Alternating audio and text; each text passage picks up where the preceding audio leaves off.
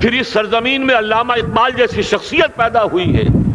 یہ ساری چیزیں جو ہے یہ در حقیقت اشارہ کر رہی ہے کہ یہ ملک مشیت ایزدی کے کسی طویل سلسلے کی ایک کڑی ہے. اور وہ سامنے آ گیا تھا کہ سن 47 میں یہ قائم ہوا ہے، اور پورے 9 مہینے بعد 14 اگست اور 13 مئی، 14 اگست سن 47 اور 13 مئی سن 48، پورے 9 مہینے بعد اسرائیل عالم وجود میں آ گیا. اللہ تعالیٰ نے اس عالمی بیماری، اس کے لیے جو علاج ہے وہ پہلے پیدا کیا ہے. جیسے کہ حدیث میں آتا ہے ما انزل اللہ من دائن الا انزل لہ دوان. اللہ تعالیٰ نے کوئی بیماری ایسی نہیں اتاری کہ جس کا علاج بھی نہ اتار دیا ہو. اور جیسے کہ ماں کی چھاتیوں میں بچے کی ولادت سے پہلے دودھ پیدا ہو جاتا ہے، اس کی غذا کا بندوبست پہلے ہو جاتا ہے، اسی طریقے سے اسرائیل کا جو فتنہ اٹھنے والا تھا اس کی سرکوبی کے لیے پاکستان وجود میں آیا ہے. اور آج وہ مرحلہ آ گیا ہے، تاریخ کا ایک عظیم موڑ. آپ دیکھیں گے کہ بڑی مشابہت پیدا ہو گئی ہے. ایک طرف بظاہر امریکہ کی مرضی کے خلاف اسرائیلی وزیر اعظم نتن یاہو وہ بڑا ایک غرور کا اور بڑے تکبر کا مظاہرہ کر رہا ہے، اور وہ پورا پیس پروسیس جس پر نہ معلوم کتنا وقت صرف ہوا تھا، کتنی محنتیں ہوئی تھیں، کتنے راؤنڈز آف ٹاکس ہوئے تھے، کبھی واشنگٹن میں ہوئے ہیں، کبھی اوسلو طرز کا کوئی معاہدہ ہوا ہے، کبھی پھر اور اس کے بعد پیشی ہوئی تھی میڈرڈ کے اندر بھی، لیکن وہ سارا پیس پروسیس جو ہے اس کی دھجیاں کر رہا ہے. وہ وقت بالکل قریب نظر آ رہا ہے کہ یروشلم کے مسئلے پر وہاں بٹھی دہک اٹھے گی. اور احادیث نبویہ میں جو خبریں دی گئی ہیں کتاب الملاحم کی احادیث میں معلوم ہوتا ہے کہ اب اس کا آغاز ہونے والا ہے. نتن یاہو کو امریکہ کے خلاف جانے کا اصل میں حوصلہ کیوں پڑ رہا ہے؟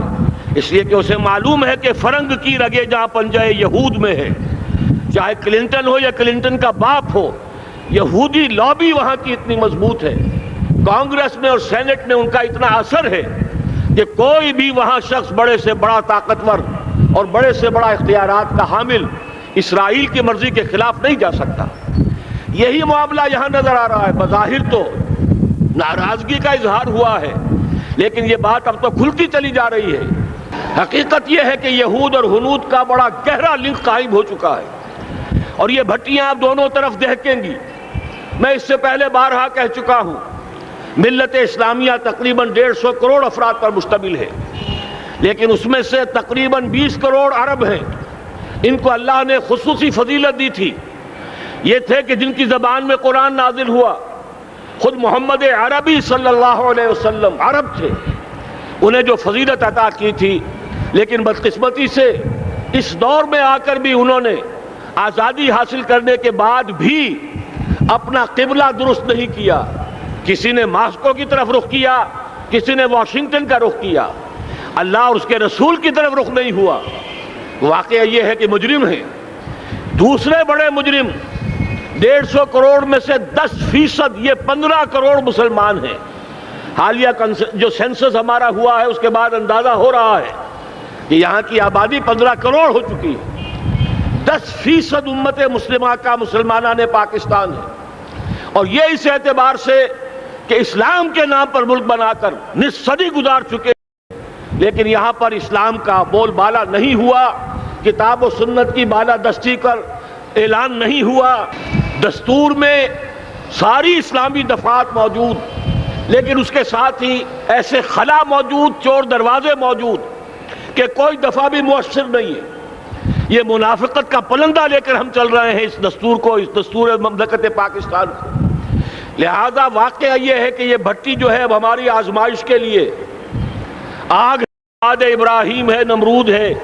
کیا کسی کو پھر کسی کا امتحان مقصود ہے؟ اسی لیے میں نے وہ آیت بھی آپ کو سنائی، وَلَنَّبْلُوَنَّكُمْ بِشَيْءٍ مِّنَ الْخَوْفِ وَالْجُوعِ. آج کی صورتحال پر غور کیجئے، کس درجے یہ الفاظ ہمارے جو ہیں وہ ثابت ہو رہے ہیں اور جس اپلائی ہو رہے ہیں. ایک خطرہ پیدا ہو چکا ہے. واقعہ یہ ہے کہ کوئی کرائسس ہو، کوئی خطرہ ہو، کوئی اندیشہ ہو تو قوم جاگ جایا کرتی ہے. اور اس کے بعد حقیقت یہ ہے اگر ہم نے جرأت کر لی، اور مجھے یقین ہے کہ ہو جائے گا، کچھ لیت و لال ہے، کچھ تاخیر ہے، حکومت کے کچھ اعلانات دو طرفہ سے بھی آ جاتے ہیں، لیکن مجھے یقین ہے یہ دھماکہ ہوگا، یہ مشیت اعزدی ہے، یہ شدنی امر ہے، یہ ہوگا۔ اور اس کے بعد یقیناً اس آیت مبارکہ کا دوسرا لفظ ہم پر منطبق ہوگا، وَلَنَبْلُوَنَّكُمْ بِشَيْءٍ مِّنَ الْخَوْفِ وَالْجُوعِ۔ یہاں دوسرا لفظ بھوک کا لفظ ہے، ہم پر سختیاں آئیں گی یقیناً۔ الکفر ملت واحدہ، پوری دنیا امریکہ کی زیر سرپرستی ہمارے خلاف کھڑی ہوگی، ہمارے اوپر پابندیاں لگیں گی، لیکن شاید ہمارے جذبہ ایمانی کو بیدار کرنے کے لیے اللہ تعالیٰ اسی کو ذریعہ بنا دے، اور پھر اس کے ذریعے سے پورے عالم اسلام میں عوامی سطح پر جو ہمدردی پیدا ہوگی پاکستان کے ساتھ، اس کے آثار شروع ہو گئے ہیں۔ کبھی قطر کی طرف سے خبر آ رہی ہے، کبھی الاحرام کا جو ہے وہاں بات سامنے آ رہی ہے۔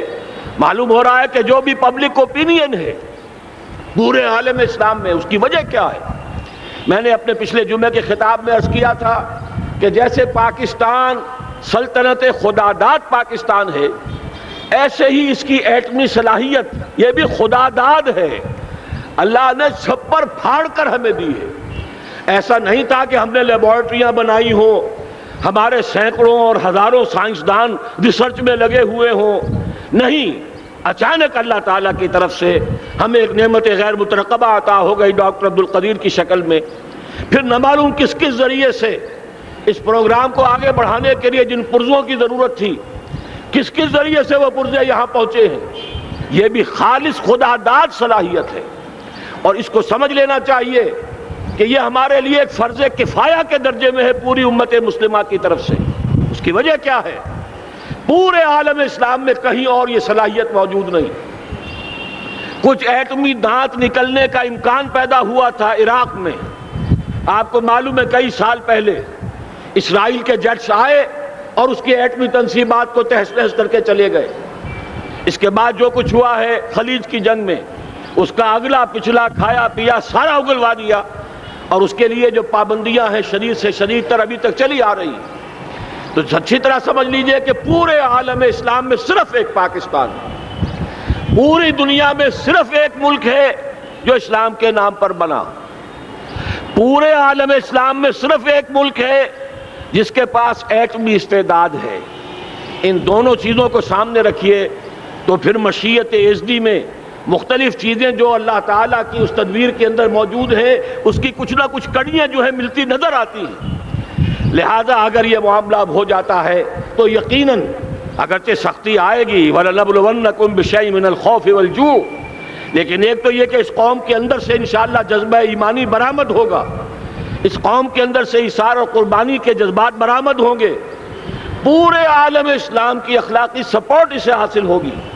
اور میں یہ سمجھتا ہوں کہ جیسے نوائے وقت نے بھی بہت اچھا کیا، کل یا پرسوں کے اپنے جو سر وقت پر وہ احادیث شائع کر دی ہیں، جن میں سے دوسری حدیث بڑی معنی خیز ہے۔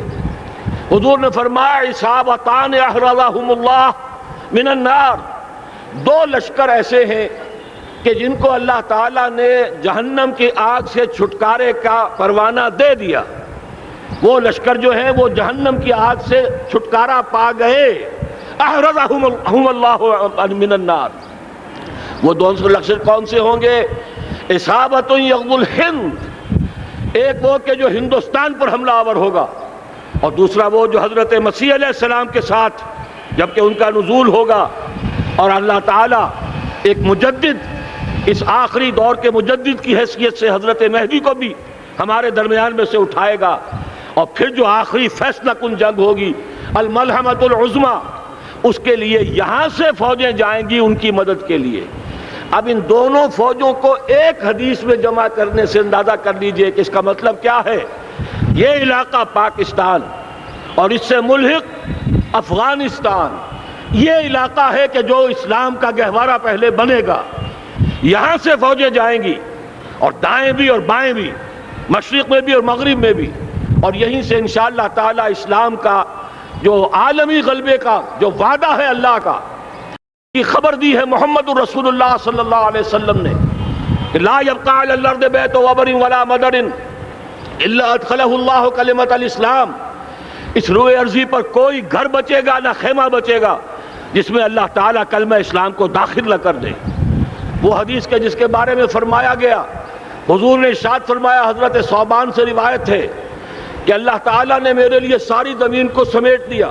ان اللہ زوالی الارض فرأیت مشارقہا و مغاربہا، میں نے اس زمین کے سارے مشرق دیکھ لیے، سارے مغرب دیکھ لیے، لیکن یہ جان لو ان امتی سیبلغ ملکہا ما ذوی لی منہا، میری امت کی حکومت ان تمام علاقوں پر قائم ہو کر رہے گی جو پوری زمین کو لپیٹ کر مجھے دکھا دیے گئے۔